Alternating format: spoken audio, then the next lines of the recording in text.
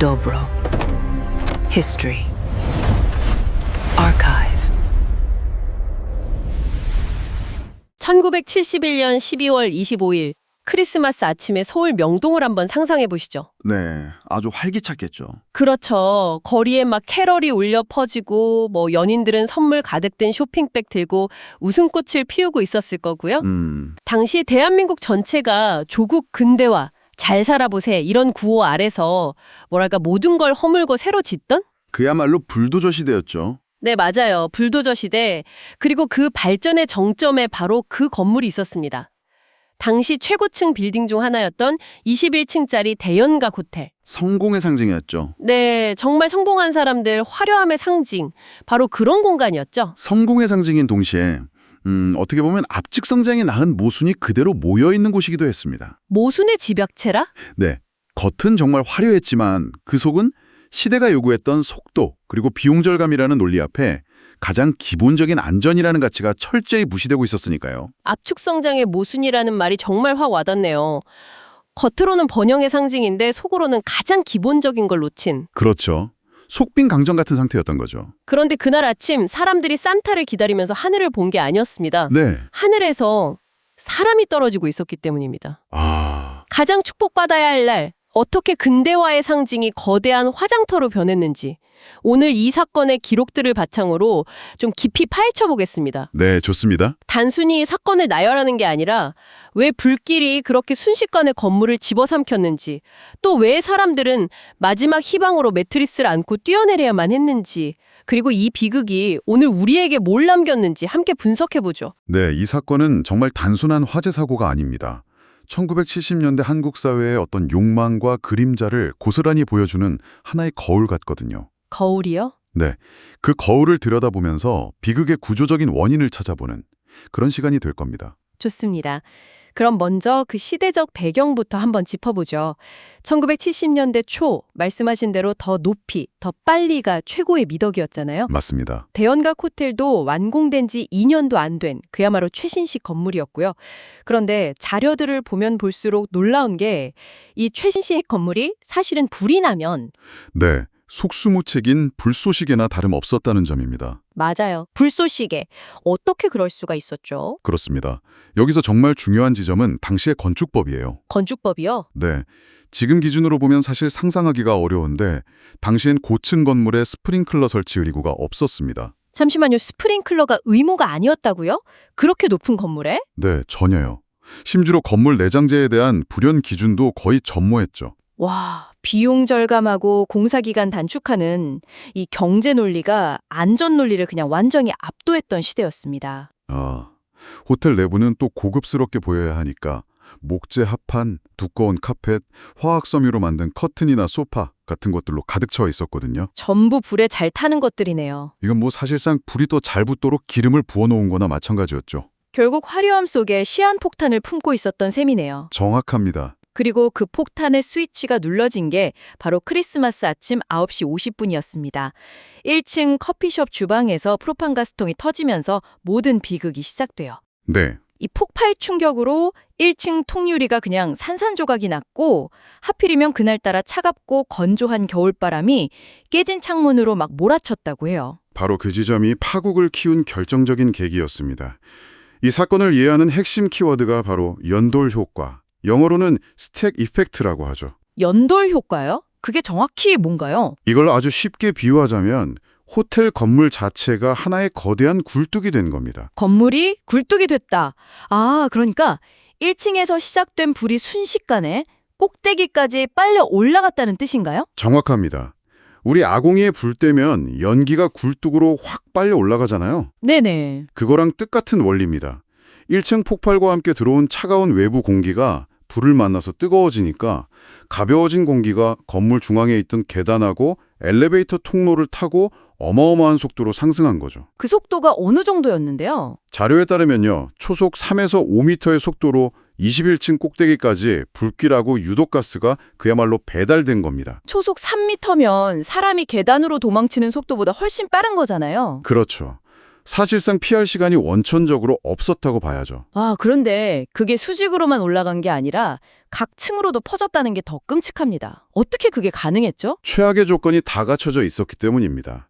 각 층의 계단실하고 복도를 막아줘야 할 방화문이 대부분 없거나 설치돼 있더라도 편의를 위해서 쐐기 같은 걸로 고정해서 활짝 열어둔 상태였어요. 세상에. 결국 불길은 수직으로 치솟는 동시에 각 층 복도로 아무런 제재 없이 수평으로 쫙 퍼져나간 거죠. 불과 연기가 위로 그리고 옆으로 동시에. 네, 그야말로 화마를 위한 완벽한 무대가 만들어진 셈이죠.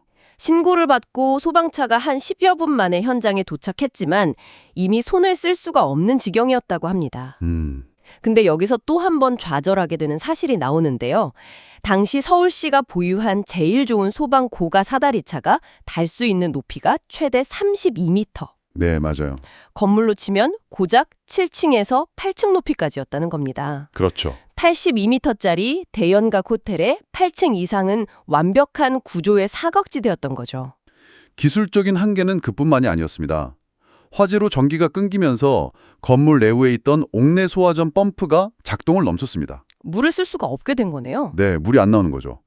설상가상으로 건물 외벽 전체가 두꺼운 통유리로 돼 있어서 밖에서 아무리 물을 뿌려도 안으로 들어가질 않는군요. 그렇죠. 불이 난 내부까지 물이 닿지를 않았습니다. 정말 아이러니하네요. 당대 최신 건축 기술의 상징이었던 그 통유리 외벽이 오히려 구조를 가로막는 장애물이 되어버린 거군요. 맞습니다. 결국 불은 건물 안에 탈 수 있는 모든 게 다 타버릴 때까지 무려 10시간 넘게 사실상 자연연소에 가깝게 진행됐습니다. 10시간이나요? 네. 그리고 불길 자체보다 더 무서웠던 건 연기였습니다. 생존자들 증언이 하나같이 일치해요. 뭐라고 하던가요? 불을 보기도 전에 검은 연기가 복도를 가득 채웠고 숨을 쉴 수가 없었다. 그게 바로 유독가스 때문이었군요. 그렇습니다. 당시 바닥에 깔려있던 나일론 카펫이나 벽에 붙어있던 합판, 가구들이 타면서 일산화탄소나 시아나수소 같은 맹독성 가스들. 네, 맹독성 가스를 대량으로 뿜어냈습니다.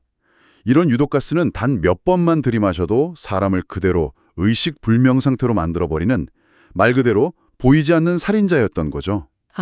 실제 사망자들의 사인을 분석해보면 화상으로 인한 사망자보다 유독가스 질식으로 인한 사망자가 압도적으로 많았습니다. 불에 타기도 전에 이미. 네, 화엽에 닿기도 전에 이미 쓰러진 분들이 대부분이었던 겁니다. 자, 이제 상황을 정리해보면 이렇습니다.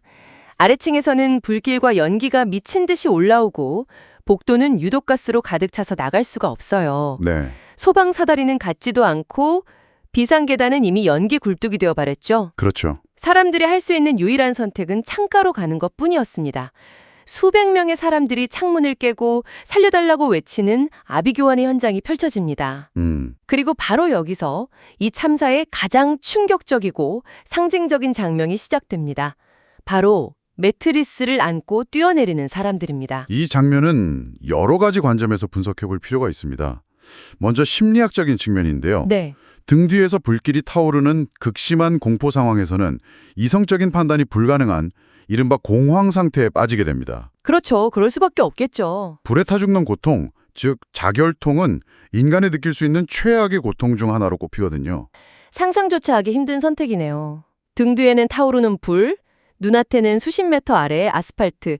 사실상 두 가지의 죽음 사이에서 선택을 강요당한 거군요. 그렇습니다. 그 확실하고 끔찍한 고통을 피하기 위해서 아주 희박하고 불확실한 추락 생존 확률에 모든 것을 거는 최후의 도박을 하게 되는 거죠. 아마 그분들도 매트리스 하나로 살 수 없다는 걸 어렴풋이는 알았을 겁니다. 하지만 그들에게 매트리스는 생존 도구라기보다는 그냥 마지막 지푸라기 같은. 네, 절망 속의 마지막 심리적 위안물이었을 겁니다.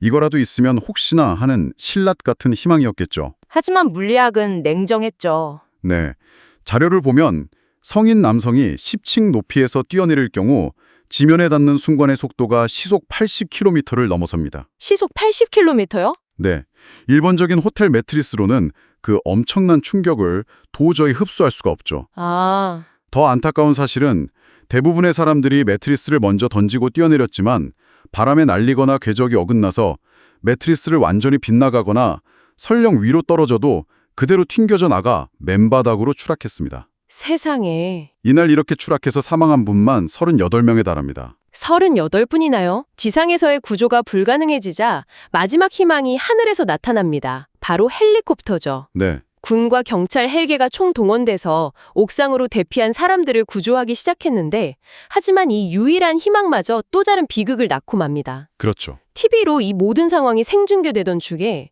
사람들이 밧줄을 놓치고 추락하는 모습이 그대로 전국에 방송되면서 국민 전체에게 정말 씻을 수 없는 트라우마를 남겼습니다. 여기서 또 예상치 못한 부작용이 발생합니다.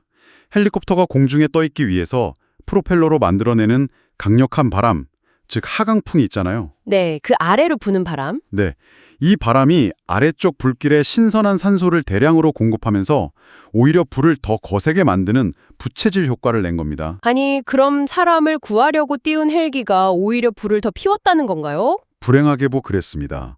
게다가 화재 때문에 뜨거워진 공기가 만들어낸 강력한 상승기류와 헬기의 하강풍이 옥상 부근에서 충돌하면서 난기류가 생겼겠네요. 네, 예측 불가능한 난기류가 형성됐고 구조는 더욱 어려워졌습니다. 선의의 구조 활동이 의도치 않게 상황을 악화시킨 비극적인 사례죠. 정말 절망적인 상황의 연속이었네요. 하지만 그 속에서도 한 줄기 희망 같은 이야기가 있었습니다. 바로 7층의 기적입니다. 네, 이 이야기는 좀 더 자세히 들여다볼 필요가 있을 것 같아요. 네, 이 참혹한 비극 속에서 우리가 잊지 말아야 할 어떤 인간의 위대함을 보여주는 소중한 기록입니다. 호텔 바로 옆에 7층짜리 건물이 있었는데 7층과 8층에 있던 투숙객들이 기지를 발휘한 거죠. 맞아요. 커튼하고 침대 시트를 찢어서 밧줄을 만들고 그 밧줄을 타고 한 명씩 옆 건물 옥상으로 탈출하는 데 성공합니다. 네, 그런데 더 감동적인 건 지상에 있던 시민들의 반응이었어요. 이걸 지켜보던 사람들이 너나 할 것 없이 근처 가게에서 이불이랑 매트리스를 가져와서 바닥에 깔아주면서 이분들의 탈출을 도왔다고 합니다. 국가 시스템이 완전히 마비된 재난 현장에서 이름 모를 시민들이 자발적으로 연대해서 서로를 구한 겁니다. 극한의 상황 속에서도 이타심과 협동심이 어떻게 발현될 수 있는지를 보여주는 매우 중요한 장면이죠. 10시간이 넘게 타오르던 불이 꺼진 뒤에 참혹한 수습 과정이 시작됐습니다. 최종 집계 결과는 사망 163명, 부상 63명. 네, 단일 건물 화재로는 세계적으로도 유례를 찾기 힘든 대참사였습니다. 맞습니다. 수습 과정에서 발견된 모습들은 더욱 비극적이었습니다. 화장실 욕조에 물을 받아놓고 젖은 수건으로 얼굴을 감싼 채 발견된 시신들, 그리고 공포 속에서 서로를 꼭 껴안은 채 마지막을 맞이한 가족과 연인들의 모습도 다수 발견됐다고 합니다. 특히 안타까운 사연이 있었죠. 당시 주한 대만 대사관의 위시엘룽 공사 이야기입니다. 아, 그분 이야기? 네, 그는 11층 객실에 갇힌 채 무려 10시간을 버텼습니다. 젖은 수건 하나로 입과 코를 막고 유독가스와 사투를 벌인 끝에 극적으로 구조되었지만 네. 안타깝게도 가스 중도 후유증으로 11일 만에 결국 숨을 거두었습니다. 그 사투와 그 비극적인 죽음이 당시 사람들에게 더 큰 충격과 슬픔을 안겼죠. 그 모든 끔찍하고 참혹한 희생. 그렇다면 이 비극으로부터 우리가 얻은 것은 과연 무엇이었을까요? 이렇게 큰 대가를 치르고서라도 바뀐 게 있었습니까? 있었습니다. 그리고 그것이 이 비극이 남긴 어쩌면 유일한 긍정적 유산이라고 할 수 있습니다. 어떤 거죠? 대형각 호텔 화재는 대한민국 전체를 뒤흔들었고 안전에 대한 패러다임을 완전히 바꿔놓는 계기가 됐거든요. 이 참사를 계기로 대한민국의 건축법과 소범법이 대대적으로 개정됩니다. 우리가 지금은 당연하게 생각하는 것들이 이때 만들어졌다는 거군요. 구체적으로 어떤 것들이죠? 네, 그렇습니다. 첫째, 11층 이상 고층 건물에는 스프링클러 설치가 의무화됐습니다. 드디어? 네, 만약 대형각에 스프링클러만 있었어도 절대 이런 대참사로 번지지는 않았을 겁니다. 둘째, 건물 내부 마감재는 불에 타지 않는 불연재나 난연재를 사용하도록 강제됐습니다. 유독가스 때문에요? 그렇죠. 질식사를 막기 위한 조치죠. 셋째, 비상시를 대비해서 건물 외부에 피난 계단을 추가로 설치하도록 의무화됐고요. 그리고 객실마다 있는 그것도 이때 생겼다고 들었습니다. 노란색 완관기요. 맞습니다. 호텔 같은 숙박시설 객실마다 비상탈출용 로프, 즉 완강기 설치가 법제화되었습니다. 만약 당시에 완강기가 있었다면 그랬다면 매트리스를 안고 뛰어내리는 대신에 최소한의 생존 가능성을 시험해 볼 수 있었겠죠. 우리가 지금 당연하게 여기는 건물의 안전장치 대부분이 바로 이 16명의 비극적인 희생 위에 세워진 것입니다. 결국 대형각 호텔 화재는 단순한 사고가 아니었습니다. 안전을 등한시했던 개발지상주의가 낳은 명백한 사회적 참사였던 거죠. 네, 맞습니다. 오늘 우리가 이 반세기도 더 된 사건을 다시 이렇게 깊이 들여다보는 이유는 과거의 비극을 제대로 기억하는 것이야말로 현재의 안전을 지키는 가장 확실한 첫걸음이기 때문이라는 생각이 듭니다. 맞습니다. 역사는 반복된다고 하죠. 안전 문제에 있어서만큼은 그 말을 비극으로 증명해서는 안 될 겁니다. 그렇죠. 이 자료들은 단순한 과거의 기록이 아니라 오늘을 사는 우리에게 보내는 경고문과도 같습니다. 그 경고를 얼마나 무겁게 받아들이느냐가 우리의 미래를 결정하겠죠. 정말 잊지 말아야 할 교훈입니다. 시스템은 완벽할 수 없고 언제나 예상치 못한 균열이 생길 수 있다는 것. 그리고 그 균열을 메우는 것은 결국 과거의 비극에 대한 우리의 기억이라는 점을요. 마지막으로 오늘 이 이야기를 들으신 여러분께 질문을 하나 던지고 싶습니다. 네. 1971년 크리스마스의 비극은 반세기가 훌쩍 지난 지금 우리에게 이렇게 묻고 있습니다. 당신이 지금 서 있는 그곳은 정말 안전합니까?